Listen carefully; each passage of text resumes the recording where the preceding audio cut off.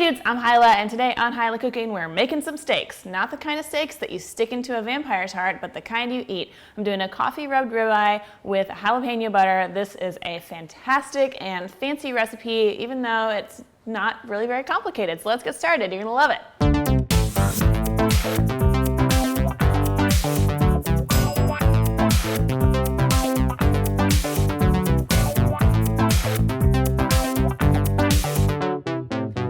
Make is the jalapeno butter. This is kind of a good rule of thumb whenever you're making anything that requires a sauce or anything like that, is just go ahead and make the sauce first and get that out of the way.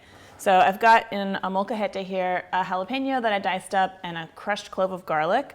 And I'm just gonna sort of grind this together. If you don't have a molcajete or you don't have any arm muscles like me, then you can use a food processor, or you can just mince everything up together and blend it with a spoon. Once you get it kind of started broken up, add some coarse salt, and that helps get everything broken up finer. But I like this to have kind of a rustic texture, so don't go crazy getting it smooth. Okay, that looks pretty good. I'm gonna add some cilantro. If you don't like cilantro, please leave it out. And some soft butter.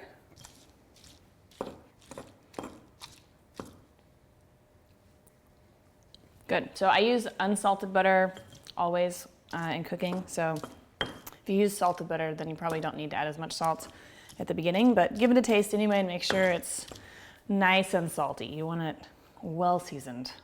So we can just scoop this into my tiny fake molcajete that I'll use to serve it in. And we can get started on the steak.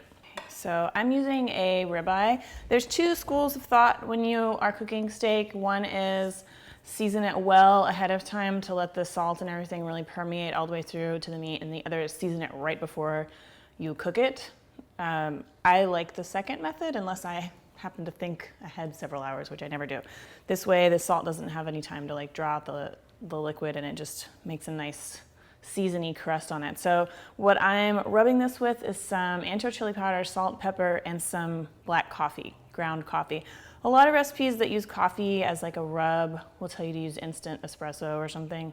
That's something that I never, ever, ever keep on hand, and then I don't want to buy it just for one thing. So I just started using regular ground coffee, and guess what? It works. So that's what I'm doing. I guess you could even use decaf.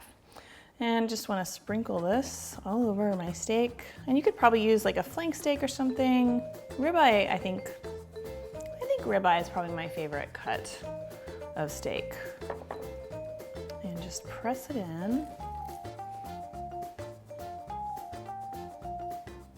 And I'm gonna just kind of roll it around and make sure that the sides get a little bit of seasoning on them too.